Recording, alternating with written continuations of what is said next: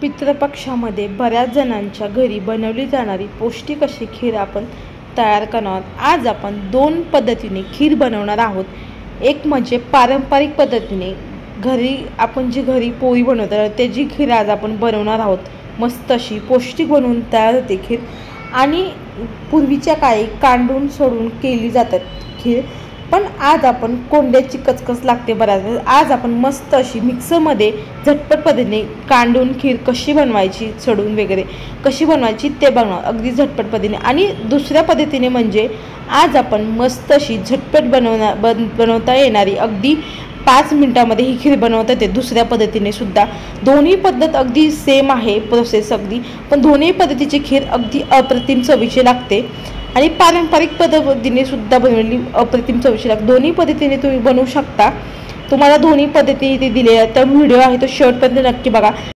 अशा छान छान रेसिपीसाठी वैष्णव रेसिपी चॅनलला प्लीज लाईक, शेअर, सबस्क्राईब करा। चला तर मग वेळ न घालवता पटकन रेसिपीला सुरुवात करूयात। तर सुरुवातीला आपण पारंपरिक पद्धतीने खीर कशी बनवायची ते बघणार आहोत। तर त्यासाठी इथे मी 1 वाटी गहू घेतलेला आहे। आपण पोळी बनवण्यासाठी गहू घेतो ना, तोच घेतलेला आहे। तर 1 वाटी घेतलेला आहे। तर इथे मी गहू कपाने घेणार आहे मोजून। तर इथे हा गहू 1 वाटीने भरत आहे, बघू शकता तुम्ही। पाऊण कप इतका, म्हणजे कपाला थोडासा कमी असतो पाऊण कप। तर इथे 1 वाटी घेतलेला आहे मी। आता हा जो गहू आहे ना आपल्याला एका बाउलमध्ये काढून घ्यायचा आहे आणि हा स्वच्छ पाण्याने आपल्याला धुवून घ्यायचा आहे। तर गहू घेतलेला आहे 1 वाटी, त्यासाठी इथे मी घेतलेला आहे 2 चमचे तांदूळ घेतलेला आहे। हा कोलम तांदूळ आहे। आता हा स्वच्छ पाण्याने धुवून घ्यायचा आहे। तर मी सुरुवातीला तांदूळ टाकलेला आहे, पण तुम्ही शिजताना टाका, पण मी विसरून गेले त्याच्याकरता। आता हा स्वच्छ पाण्याने आपल्याला धुवून घ्यायचा आहे गहू 1 ते 2 पाण्याने। 1 ते 2 पाण्याने स्वच्छ धुवून घेतला गहू। आता ह्याच्यामध्ये आपल्याला टाकायचे पाणी गहू बुडेल इतपत टाकायचे। ह्याला आता आपल्याला झाकण ठेवायचे। झाकण ठेवून आपल्याला आता हा गहू साधारण 15 मिनिट आपल्याला भिजत ठेवायचे। जास्त वेळ ठेवायचे नाही, अगदी 15 मिनिट ठेवायचे बाजूला। आता इथे 15 मिनिट झालेले आहेत, बघू शकता तुम्ही। 15 मिनिटानंतर गहू देखील अगदी अर्धवट भिजला आहे, जास्त वेळ भिजवायचं नाही आहे गहू सुद्धा। आता हा पाणी जे आहे ना गव्हामधलं काढून टाकायचे। एका चाळणी घ्यायची आपल्याला गोल आकाराची, आणि त्याच्यावरती हा गहू काढून घ्यायचा आहे। आणि ह्याला आपल्याला कोरडा होईपर्यंत असाच गहू ठेवायचा आहे या चाळणीवरती, बघू शकता या पद्धतीने। इथे मी चाळणीवरती देखील गहू काढून घेतलेला आहे। आता हा आपल्याला असाच ठेवून द्यायचा आहे अगदी थोडासा कोरडा होईपर्यंत। बघू शकता तुम्ही अगदी 5 ते 10 मिनिटानंतर गहू देखील कोरडा झालेला आहे। एक्स्ट्रा जे पाणी असतं ना गव्हामध्ये ते पूर्ण नितळलं आहे गहू। आता हा चाळणीमधला जो गहू आहे ना एका मोठ्या मिक्सरच्या भांड्यामध्ये काढून घ्यायचा, आणि ह्याला आपल्याला बंद चालू करून पल्स मोडवरती आपल्याला फिरून घ्यायचे। एकदम डायरेक्शनमध्ये आपल्याला बारीक करायचं नाही, बंद चालू करायचं आहे। कारण एकाच डायरेक्शनमध्ये जर तुम्ही मिक्सर फिरवला तर पूर्ण ते बारीक होऊन जाईल। आणि जे वरची साल आहे ना, जो कोंडा असतो त्याला म्हणतात गव्हाची, ती निघणार नाही। त्याच्याकरता बंद चालू करून पल्स मोडवरती हे मिक्सरचं भांडं फिरवायचे आपल्याला। आता इथे मी बंद चालू करून फिरवून देखील घेतलेला आहे, बघू शकताय। थोडं ओलसर आहे, त्याच्याकरता आपल्याला मोठ्या ताटामध्ये काढून घ्यायचं आहे। 5 ते 10 मिनिटानंतर याला बघू शकताय तुम्ही आपल्याला हे पाकडून घ्यायचं आहे। अगदी कोरडं देखील झालेलं, आता हे पाकडून कोंडा निघतो याच्याकरता। तर ज्या ताटामध्ये मी काढलं होतं ना त्याला पाकडून घेतलं व्यवस्थित, म्हणजे जो कोंडा असतो ना गव्हावरचा तो निघतो। आणि काय होतं, खीर आपण केली ना मग ती कचकच लागते गव्हाची खीर खाताना, तर त्याच्याकरता आपल्याला हा कोंडा काढून टाकायचा आहे वरचा। त्यासाठी इथे मी पाकडून घेतलेला आहे गहू, आणि इथे आपल्या खिरीसाठी गहू तयार झालेला आहे। आता इथे मी 2 कप इतकं कुकरमध्ये पाणी टाकलेलं आहे, गरम झालेलं आहे पाणी अगदी कोमट।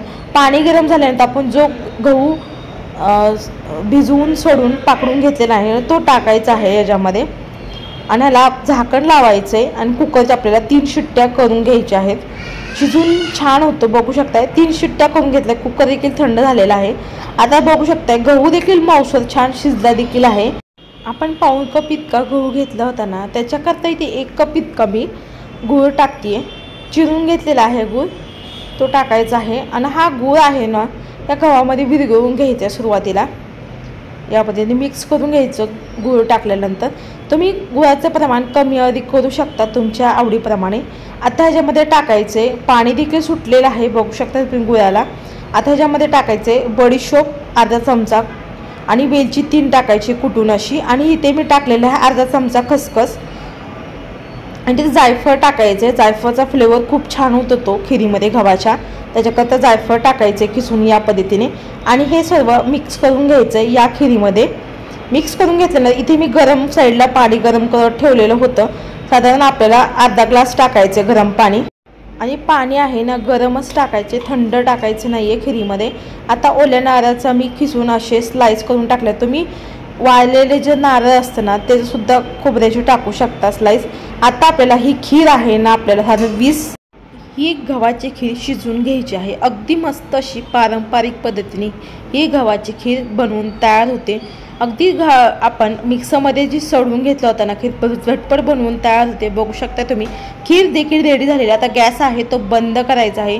शिजून आपली मस्त अशी तयार झालेली आहे खीर देखील बघू शकताय। आता गरमागरम अशी आपण एका प्लेटमध्ये पारंपरिक पद्धतीने बनवली पौष्टिक अशी गव्हाची खीर सर्व करूया। बघू शकता तुम्ही मस्त अशी अख्खा दाणा दिसतोय असा गव्हाचा, मस्त दिसते अशी बघताक्षणी खावायशी वाटणारी अगदी मस्त बनवून तयार ते खीर। आता ही खीर कशी खायची ते तुम्हाला सांगते। एका प्लेटमध्ये खीर घ्यायची खाण्यासाठी 1 ते 2 पळी, आणि ह्याच्यामध्ये गरम गरम दूध टाकू शकता किंवा थंड देखील टाकू शकता। दूध थोडंसं टाकायचं खिरीवरती आणि साजूक तूप जे आपण घरी बनवलं होतं ना ते टाकायचं। इथे आपली खाण्यासाठी रेडी झालेली आहे खीर। आता तुम्हाला दुसऱ्या पद्धतीने बनवून दाखवणार आहे खीर। इथे मी घेतलेला आहे दलिया। दलिया हा तुम्हाला बाजारामध्ये उपलब्ध मिळेल किंवा किराणा मालाच्या स्टोअरमध्ये देखील मिळेल किंवा मॉलमध्ये देखील हा मिळून जाईल तुम्हाला। इथे दलिया घेतलेला आहे मी, इथे अर्धा कप घेतलेला आहे दलिया। या दलियाची मी आज मस्त अशी खीर बनवणार आहे, अगदी झटपट बनवून तयार होते। आता इथे आपल्याला टाकायचं आहे 2 चमचे इतका तांदूळ टाकायचा आहे। आपण सुरुवातीला टाकलं होतं ना तीच सेम प्रोसेस आहे, पण ही सुद्धा अगदी अप्रतिम चवीची लागते खीर दोन्ही पद्धतीने। आता ही आपल्याला काय करायचं आहे, एका बाउलमध्ये काढायचं आहे अर्धा कप दलिया आणि 2 चमचे तांदूळ, ते स्वच्छ पाण्याने धुवून घ्यायचं आहे। पाणी टाकायचं त्याच्यामध्ये। आता कुकरमध्ये आपल्याला खीर बनवायची 3 शिट्ट्यामध्ये। त्याच्याकरता इथे मी अर्धा कपाने घेतलेलं आहे, 2 कप इतकं पाणी घेतलेलं आहे बघू शकता तुम्ही। अर्धा कप मी ते 4 कप घेतलेलं आहे अर्धा कपाचं।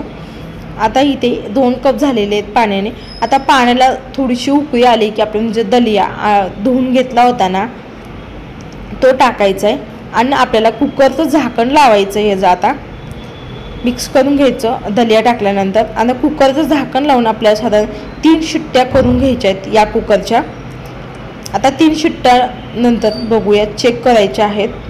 इथे 1 शिट्टी झालेली आहे। अशा पद्धतीने इथं मी इथे 3 शिट्ट्या करून घेतलेल्या आहेत बघू शकताय। मऊसर देखील आपला इथे दलिया शिजला देखील आहे बघू शकताय तुम्ही। आता याला उलथाण्याने मिक्स करून घ्यायचं आहे एकदा बघू शकता। आता तुम्हाला एक दाणा बघू शकता तुम्ही दाखवते, एकदम मऊसर असा आपला शिजला देखील आहे दलिया बघू शकता तुम्ही याची लापशी देखील बनवू शकता, खूप झटपट पद्धतीने होते। आता आपल्याला ह्याच्यामध्ये टाकायचे, आपण अर्धा कप इतका दलिया घेतला होता ना त्याच्याकरता आपल्याला ह्याच्यामध्ये टाकायचे पाऊण कप इतका गूळ। आता इथे गूळ देखील विरघळत आहे, तर इथे मी थोडासा अगदी पाव कप इतका आणखीन गूळ टाकलेला आहे कारण मला कमी वाटलं त्याच्याकरता। गूळ देखील छान विरघळला आहे। आता ओल्या नारळाचा मी स्लाइस करून घेतलेला आहे ते टाकायचे। तुम्ही वाळलेलं जे खोबरं असेल त्याच्यात देखील स्लाइस करून टाकू शकता। इथे अर्धा चमचा इतकी खसखस टाकायचे, खसखसीमुळे अगदी फ्लेवर खूप छान होतो। आता ही आपल्याला शिजवून घ्यायची आहे ही खीर। हे पाणी वगैरे अजिबात टाकणार नाही आहे, याच्यामध्येच आपल्याला शिजवून घ्यायची आहे। मी सुरुवातीला पाणी टाकलं होतं पण ह्याच्यामध्ये टाकणार नाही, मला गरज वाटली नाही त्याच्याकरता टाकणार नाही आहे। आता वेलची टाकायची आपल्याला, ह्याच्यामध्ये फ्लेवर उतरतो त्याच्याकरता। आणि आपल्याला हे 1 ते 2 मिनिट आपल्याला छान शिजवून घ्यायचे आहे, म्हणजे गूळ आहे ना तो आपल्या दलियामध्ये खूप छान होते म्हणजे गव्हाच्या खिरीमध्ये। आणि इथे आपल्याला जायफळ टाकायचं किसून आणि आपल्याला मिक्स करून घ्यायचे बघू शकता तुम्ही। अगदी झटपट पद्धतीने अगदी 5 ते 10 मिनिटांनंतर आपली ही अगदी झटकेपट जास्त मेहनत नाही घेता आपली इथे खीर देखील बनवून तयार झालेली आहे बघू शकता तुम्ही, ही सुद्धा खायला अप्रतिम अशी चवीची लागते।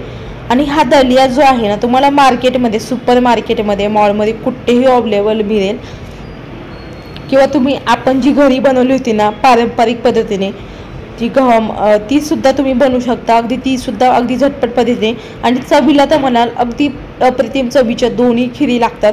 तुम्ही या पितृपक्षाला कुठल्याही दोन्ही पद्धतीने तुम्ही बनवू शकता। पौष्टिक अशा खिरी बनवून तयार झालेत।